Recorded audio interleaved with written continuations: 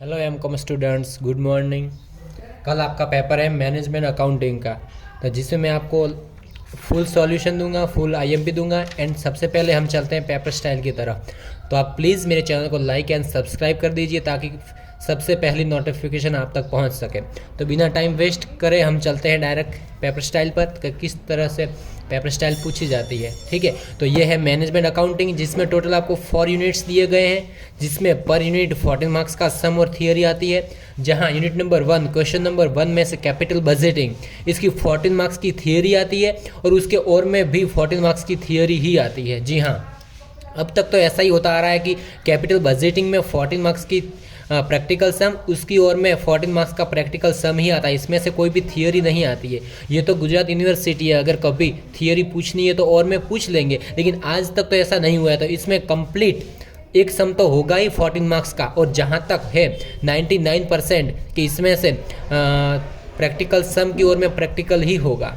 और unit number 2, इसमें आज तक ऐसा पूछा गया है कि कोई भी फॉर आपको दिए होते हैं, फॉर क्वेश्चन दिए होते हैं क्वेश्चन नंबर 2 में, जहाँ 2 प्रैक्टिकल सम होते हैं और 2 आपकी थियरी होती है।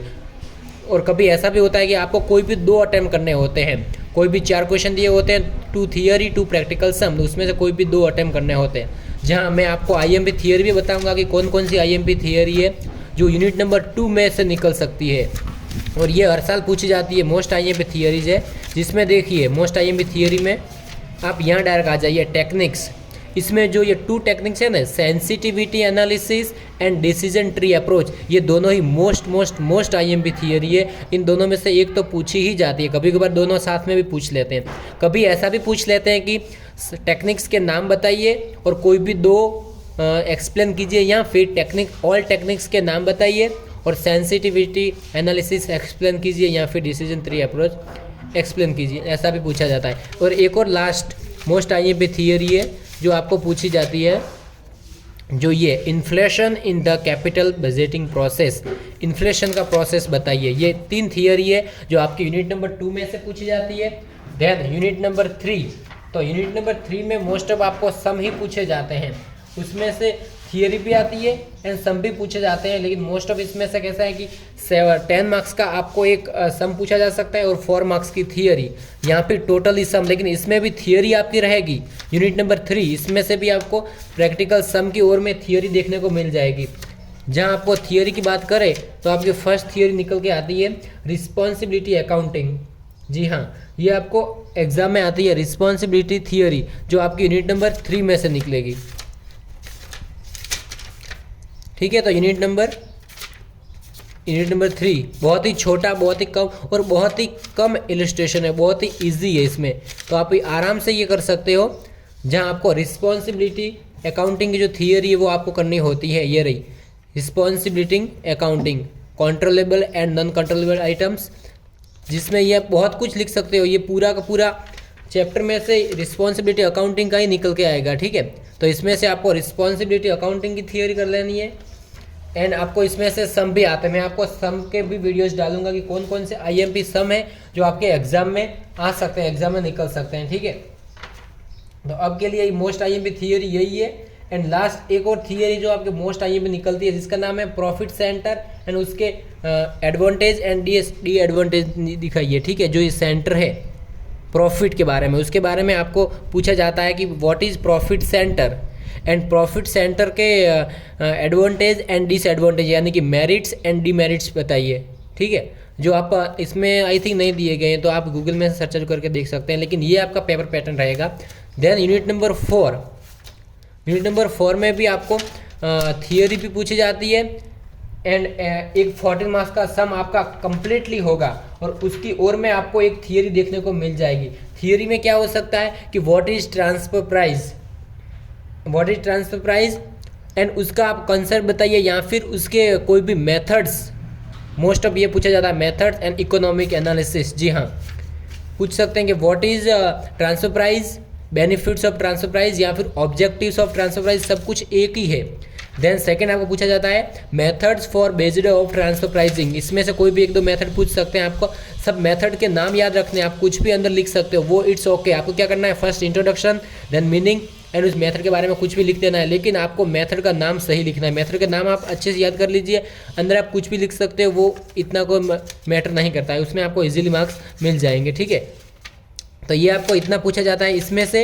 एंड एक और IMP थ्योरी जो आपको पूछी जाती है हर बार, ये इकोनॉमिक ऑफ ट्रांसफर प्राइस, ये इतना पूछा जाता है इसमें से, ठीक है। तो ये आपको मैंने पूरी, आई होप आपको IMP दी आपको समझ आएगा कौन कौन सी थियरी आपको करनी है। जो लास्ट टाइम वाले हैं, जिनके पास बुक भी नहीं है, जो अभी लास्ट आज पेपर स्टाइल देख रहे हैं या फिर बुक लेके बैठे, तो उनके लिए मैंने जो IMP थियरी दी है, वो IMP थियरी आप अच्छे से अगर कर लेते हो तो आपके फुल मार्क्स निकल जाएंगे, ठीक है। मतलब क्योंकि हर बार आपको ऐसा ही आता है कि प्रैक्टिकल सम की ओर में थियरी निकल जाती है। ओनली यूनिट नंबर 1 में ऐसा आएगा कि जब आपको ओनली प्रैक्टिकल सम की ओर में प्रैक्टिकल सम ही देखने को मिलेगा, लेकिन बहुत ही ईजी है। कैपिटल बजटिंग के सम सबसे ज़्यादा ईजी है, तो वो आप इजीली कर सकते हो, ठीक है। तो ये हमारा पेपर स्टाइल थी, और साथ साथ में मैं आपको MCQ सॉल्यूशन भी अभी दे देता हूँ, ताकि इसी वीडियो में आपका फुल कंप्लीट हो जाए, ठीक है, आपको सब कुछ क्लियर हो जाए। तो आपको MCQ की तरफ चलते हैं। ये हमारा है अप्रैल 2024 का पेपर, जिसके MCQ में आपको सॉल्यूशन दिलाता हूँ। आपके इसमें 14 आउट ऑफ 14 आ सकते हैं, क्योंकि MCQ बहुत ही ईजी होते हैं इसके। First MCQ, internal rate of return method is yield rate method from the following method which matter is not a transfer price. तो क्या आएगा, नेट प्रेजेंट वैल्यू। ये अप्रैल 2024 का सॉल्यूशन है, ठीक है ना। व्हेन इंक्रीज डिस्काउंटेड रेट, जब डिस्काउंटेड रेट इंक्रीज होगा तब क्या होगा, प्रेजेंट वैल्यू डिक्रीज होगा। ट्रांसफर प्राइस यूजफुल कहाँ है, तो डिपार्टमेंट में। और profit centre responsible profit of the centre में। और इसमें मशीन कॉस्टिंग 2 लाख दिया है, 3 लाख प्रॉफिट है, और 10% और टैक्स 50। तो इसमें क्या आएगा, आपका आएगा 5.71 ईयर्स। अभी टाइम इतना नहीं है कि मैं आपको सॉल्यूशन करके दिखाऊं, इसके लिए मैं फटाफट स्पीड में मैं आपको MCQ दिखा रहा हूं। डिस्काउंटेड फैक्टर हाईली नेसेसरी कहाँ है, नेट प्रेजेंट वैल्यू में। Responsibility centre whose performance is measured by its ROI known as, तो इन्वेस्टमेंट सेंटर।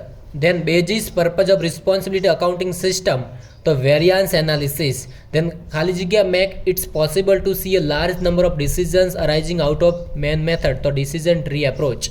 ये आपके 2024 के MCQ।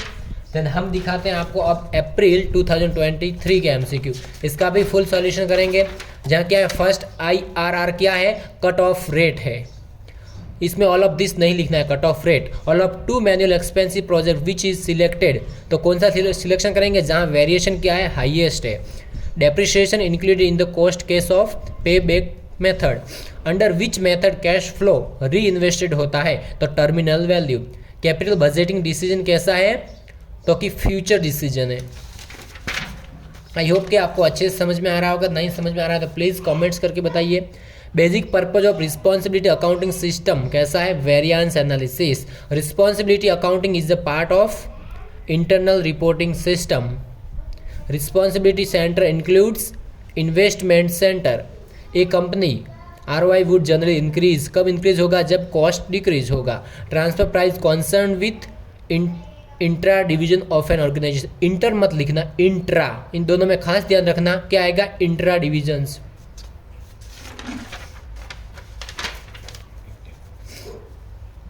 Popular method of transfer price is market based price. Transfer price is useful कहाँ है, evaluating performance of a department, ठीक है, department. Then आपको मैं सॉल्यूशन देता हूँ 2024-23 का हो गया। अब अप्रैल 2022 का सॉल्यूशन देखते हैं। अप्रैल 2022 में क्या पूछा गया था, internal rate of return is greater than cost of capital, तो प्रोजेक्ट शुड बी एक्सेप्टेड जब आपका IRR greater than cost of capital, cost of capital से आपका IRR बड़ा होगा तब क्या होगा, project accepted. Profit centre is responsible maximising profit of the centre. NPV 1,20,000 है, स्टैंडर्ड डेविएशन कितना है, 30,000, तो क्या होगा इसमें, कोफिशिएंट 25%। यहाँ पे 25 कैसा आएगा, तो बहुत ही ईजी है, देखो आप कर सकते हैं 120 × 30 डिवाइडेड बाई 100 कीजिए तो आपका 25% आ जाएगा। और responsibility centre whose performance is the measured by ROI known as investment centre. Indicates क्या करता है, PI1, तो 0 NPV। Controllable profit is equal to revenue minus controllable cost. Higher centre equivalent factors includes high low risk. और इसमें क्या आएगा 72.38 lakh. Then discounted rate 6% है, rate कितना है 18, तो क्या होगा डिस्काउंटेड रेट देन आएगा 11.32% A. Not internal objectives of transfer price, तो कौन सा more motivation to managers, better cash management आएगा, क्योंकि इसमें क्या बोला है नॉट इंटरनल ऑब्जेक्ट, यानी कि ट्रांसफर प्राइस का इसमें से कौन सा ऑब्जेक्शन नहीं है, ऑब्जेक्टिव कौन सा नहीं है, तो बेटर कैश मैनेजमेंट। देखो बेटर कैश मैनेजमेंट वो तो कंपनी के ऊपर आधार होता है, इसके लिए बेनिफिट क्या आएगा better cash management. Transfer price is useful कहाँ है, तो कि evaluating performance of a department, IRR is a cut off rate. ठीक है, ये मोस्ट ऑफ MCQ रिपीटेड हो रहा है। तो ये आपका मैंने सॉल्यूशन दिया 2022, 23 और 24 का। इसके अलावा आपको अगर 2020, 21, 19, 18 के भी MCQ सॉल्यूशन चाहिए तो प्लीज़ कमेंट्स करके बताइएगा, क्योंकि ऑलमोस्ट सबके पास बुक्स अवेलेबल है। तो बुक्स में आपको 2022 या 21 तक MCQ दिए हुए हैं विथ आंसर। अगर किसी के पास नहीं है तो प्लीज़ कॉमेंट्स कर दीजिए, मैं आपको ऑन द स्पॉट वीडियो बना के भेज दूंगा। ठीक है, तब तक के लिए बने रहिए मेरे चैनल के साथ और चैनल को सब्सक्राइब करके रखिए, ताकि आगे ऐसे ही वीडियो आपको सबसे पहले मिलती रहे। Thank you.